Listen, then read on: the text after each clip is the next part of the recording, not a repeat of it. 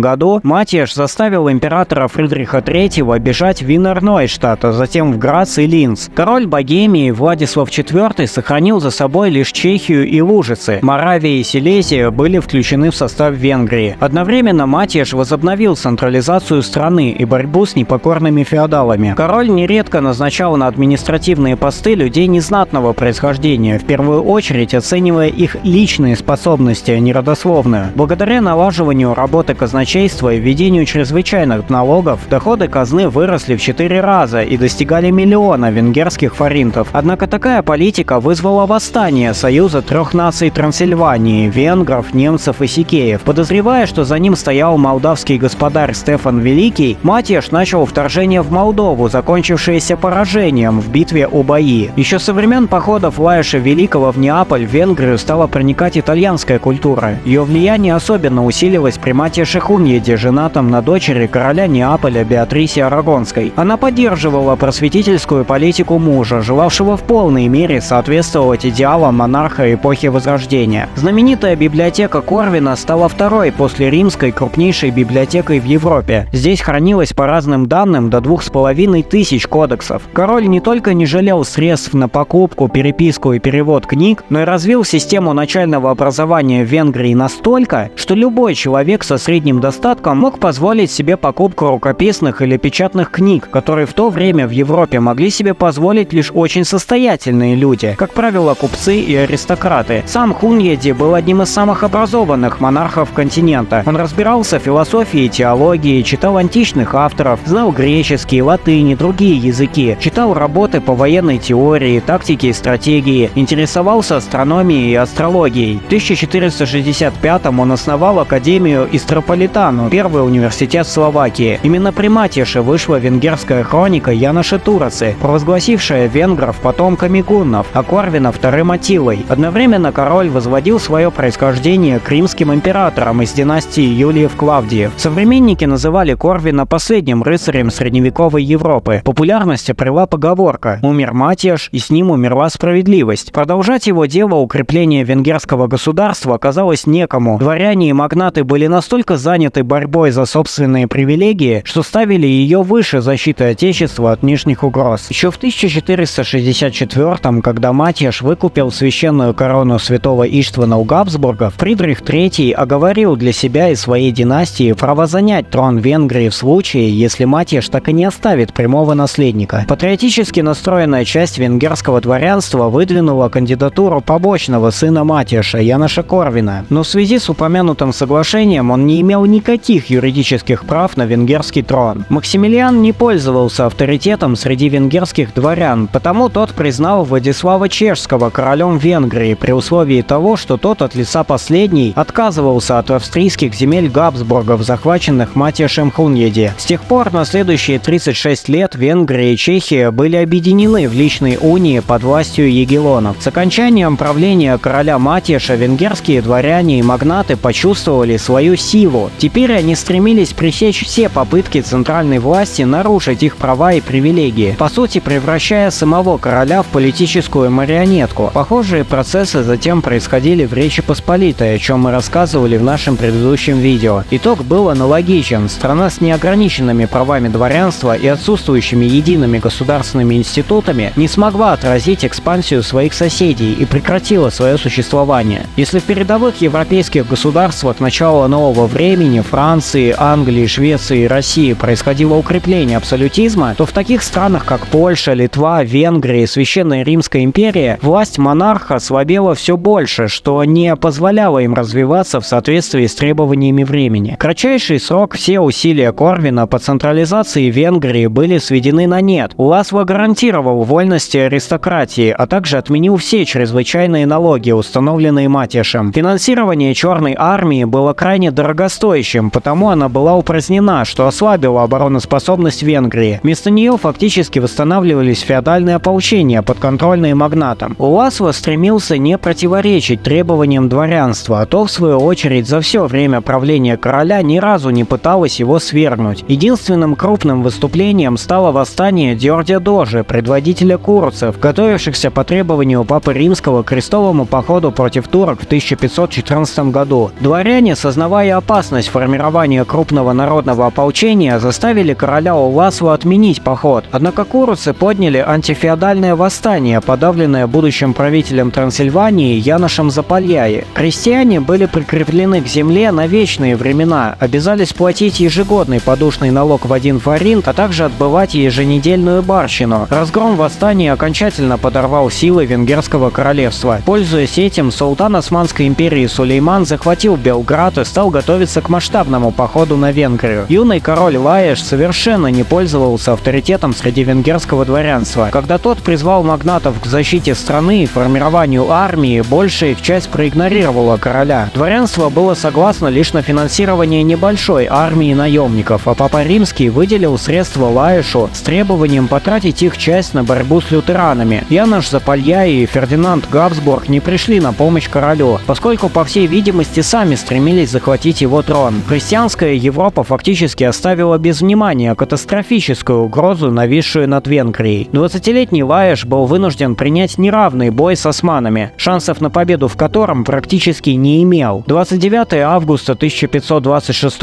года стало черным днем в истории венгерской государственности. В битве при Мохаче королевская армия была разгромлена, а сам король погиб во время переправы через Дунай. Началась длительная гражданская война, которая привела к ликвидации независимого венгерского королевства. Вдова короля Лаеша Мария Мария стремилась мирным путем передать венгерский трон эрцгерцогу Австрии Фердинанду в соответствии с Венским договором 1515 года между Ласло II и императором Максимилианом. Однако часть дворян провозгласила королем князя Трансильвании Яноша Запальяи, быстро заручившегося поддержкой Сулеймана Великолепного. Фердинанд предлагал Яношу Боснию и солидную компенсацию. Тот, в свою очередь, обещал эрцгерцогу передать Моравию, Лужицу и Силезию, жители которых все равно не признавали Запальяи законным правителем. Не сумев договориться, Фердинанд и Янош начали войну. Изначально австрийцы заняли Пожень, Буду и Пешт, после чего венгерское дворянство провозгласило Фердинанда королем всей Венгрии. Янош бежал в Польшу, оттуда в Османскую империю. Имея большой турецкий отряд, а также получив от союзной с Сулейманом Франции денежную субсидию, Запальяи занял Трансильванию. Османы нанесли удар в Хорватии, а затем совместно с Яношем захватили Буду. В 1529-м Сулейман предпринял неудачный штурм Вены, но и ответное наступление Фердинанда не привело к взятию венгерской столицы. 4 года спустя эрцгерцог заключил с османами мир, а в 1538-м договорился с Яношем о наследовании его земель после кончины последнего. Таким образом, Восточная Венгрия и Трансильвания должны были перейти под контроль Фердинанда. Запальяи взял со своих сторонников клятву того, что они не будут соблюдать надворадский мир и признают королем его сына Яноша II Жигмунда. К тому времени сам Янош перестал пользоваться прежней поддержкой Папы Римского из-за союза с османами, а Франция перестала выплачивать Запальяи ежегодную субсидию. Признание Сулейманом королем Венгрии Яноша Жигмунда привело к началу австрийского вторжения в страну. Фердинанд дошел до Дуная, захватил Вац, Пешт и Секеш-Фехервар. Сулейман ликвидировал венгерское королевство и предоставил Яношу Жигмунду титул князя Трансильвании. Фердинанд, желая заручиться поддержкой дворянства Восточной Венгрии и захватить Трансильванию, осадил Буду, но не успел взять город до подхода основных османских сил. Сулейман в ходе ответного контрнаступления захватил Эстергом, Печь, Вишеград и Секеш-Фехервар. Константинопольский договор 1547 года окончательно ликвидировал независимость Венгрии. Габсбурги и османы сохранили контроль над ранее захваченными землями, в то время как Запальяи удерживал Трансильванию. По итогам следующей войны Сулейман создал на ее захваченных землях Темешварский эялет, а Фердинанд, готовясь занять трон Священной Римской империи, признал Яноша Жигмунда вассалом Османской империи. Однако он не собирался отказываться от своих планов захватить все земли Венгерского королевства. В 1562-м воевода Балоши поднял восстание в Северной Трансильвании и объявил о его присоединении к империи Габсбургов. Поражение в битве при Сетмаре заставило Яноша Жигмунда не только признать потерю Парциума, но и отказаться от титула короля Венгрии. Взамен Фердинанд провозгласил его имперским князем Трансильвании и становился наследником его земель. Таким образом, Янош Жигмунд становился вассалом не Османской империи, а Габсбургов. Сулейман пытался оспорить это соглашение, но во время осады Сигетвара скончался. Несмотря на взятие города, османы были вынуждены отступить, а Максимилиан II, чьи войска также понесли огромные потери, не стал преследовать противника. Мирный договор 1568 подтвердил новые границы между странами. В том же году Янош Жигмунд принял Тардайский эдикт, который стал первым в Европе официально установившим свободу вероисповедания. Кальвинисты, католики, униаты и лютеране получили возможность открыто и свободно совершать свои богослужения. Православные имели те же права, но без предоставления формальных юридических гарантий. Трансильвания, будучи последним оплотом независимости Венгрии, стала центром распространения протестантизма. Если католики называли нашествие турок на страну божественной карой за грехи венгерского народа, то протестанты считали его испытанием на стойкость веры. Они уделяли большое внимание развитию образования, которое еще со времен Матиаша Корвина находилось и без того на очень высоком уровне. В Трансильвании доминировал так называемый союз трех наций – венгров, саксов и сикеев. При этом они составляли меньшинство по сравнению с румынским крестьянством, исповедовавшим православие. Саксами называли немецких поселенцев, осваивавших земли Трансильвании со времен Средневековья. Саму страну они называли Семиградием или Зибенбюрген в честь 7 возведенных на ее территории замков. Сикеи, подобно русским казакам и хорватским гайдукам, охраняли юго-восточную границу Венгрии от нашествий кочевых племен. Они были освобождены от уплаты податей и вносили в казну налог быками только в особых случаях, таких как рождение наследника престола, коронация нового короля и так далее. Интересный факт: с 1571 по 76 годы будущий король Речи Посполитой Посполитой Иштван Батори, венгерский воевода, успел также побывать на княжеском престоле Трансильвании. Подобно той же Венгрии, Священной Римской империи и Речи Посполитой, Трансильвания представляла собой сословно-представительную монархию. Князь точно так же избирался дворянами, причем составлявшие численное большинство населения Трансильвании валахи не имели на государственное собрание практически никакого влияния и сами по сути находились под оккупацией. Формально княжество было вассалом Венгрии, но фактически находилось в гораздо большей зависимости от Турции, и мало того, что оказывало ей помощь войсками, деньгами и продовольствием, так еще и со временем было вынуждено выстраивать свою внешнюю политику в соответствии с интересами Порты. Дальше больше. Султаны стали открыто вмешиваться в выборы трансильванских князей, поддерживая нужных им кандидатов. Разумеется, что княжество не могло не слабеть под давлением таких обстоятельств, и после 1602 года оказалось захвачено валашским господарем Михаем Храбрым. Впрочем, власть Михая в Трансильвании была крайне непрочной, и вскоре местная знать свергла его, вернув на княжеский престол последнего Батория, Жигмунда. Жигмунд был вассалом германского императора Рудольфа, который воспользовался сложившейся ситуацией и начал в Трансильвании политику германизации и контрреформации. Однако Рудольф не особо в этом преуспел. Всего лишь через 3 года венгерский дворянин Иштван Бачкаи поднял восстание и вернул Трансильвании независимость. А Габар Бетлен настолько успешно воевал с императорскими войсками, что дважды провозглашался королем Венгрии и сумел закрепить за Трансильванией 7 северо-венгерских округов. Наибольший расцвет Трансильвании пришелся на период правления Михая Апафи. Сам он был безвольным и неспособным правителем, предававшимся пьянству. Реальная власть принадлежала канцлеру Текели, который долгое время поддерживал отношения с противниками Габсбургов, курцами и французским королем Луи XIV. Трансильвания охотно принимала беженцев из Валахии, что позволило укрепить ее экономику, несмотря на необходимость платить большую дань османскому султану. Последний напрямую управлял землями Центральной Венгрии, включая города Буду и Пешт. Здесь были созданы эйолеты и пашалыки, которыми управляли назначаемые Константинополем губернаторы. Османы проводили политику веротерпимости, поскольку стремились восстановить разрушенную в ходе нашествий страну и извлечь из нее максимальный доход в государственную казну. Они ослабили многие феодальные повинности, которые было вынуждено нести на себе венгерское крестьянство, чем стремились привлечь его симпатии на свою сторону. На месте многих церквей османы строили мечети и медресе, всячески поощряли тех венгров, которые желали перейти в ислам. Города сохраняли определенное самоуправление, а развитие торговли и ремесел способствовало обогащению среднего класса. Не все жители покоренной страны сопротивлялись захватчикам, что во многом объясняется этнической и культурной близостью венгров с тюркскими народами. Те сами до принятия христианства являлись кочевым народом, пришедшим в Европу с востока. Вместе с тем, население административных центров Османской Венгрии со временем сокращалось. Большая часть дворян и мещан перебиралась в земли Габсбургов. Одной из причин этого были периодические грабежи, которые османы совершали в покоренных городах и деревнях во время войн с Габсбургами. Нельзя не признать, что османская экспансия привела к мобилизации общественного сознания австрийских владений Габсбургов. Те сумели убедить подвластные им народы, что только верность католичеству и самодержавный абсолютизм позволят спасти Европу от угрозы новых нашествий. Император Леопольд I железным кулаком удерживал единство владений Габсбургов. Отражая экспансию на западе французского короля Луи XIV, он одновременно вел наступательные действия в Венгрии, стремясь освободить страну от османского владычества. После битвы при Сент-Готхарде австрийцы и османы заключили Вашварский мир, по которому Трансильвания оставалась вассалом Османской империи, но турецкие войска оттуда выводились. Политика контрреформации в Трансильвании успехом не увенчалась из-за сопротивления Имре Текели, который в 1678 во главе 20-тысячной армии сумел захватить Северную и Северо-Восточную Венгрию. Леопольд I был вынужден пойти на подписание перемирия, понимая, что император не станет выполнять свои обязательства по защите политических прав и религиозных свобод жителей Трансильвании. Текели договорился о союзе с Мехмедом IV. С мая по сентябрь 1683-го османская армия продвинулась от Белграда к стенам Вены и начала ее осаду. 12 сентября 1683-го состоялась битва, ставшая поворотной в истории австрийской и венгерской государственности. Войска Речи Посполитой, Священной Римской империи и других европейских держав нанесли поражение османам у Вены. Объединенной христианской армией командовал Ян Собеский, союзник императора Леопольда и король Речи Посполитой. Австрийцы воспряли духом после этой знаменательной победы и перешли в масштабное контрнаступление. 2 сентября 1684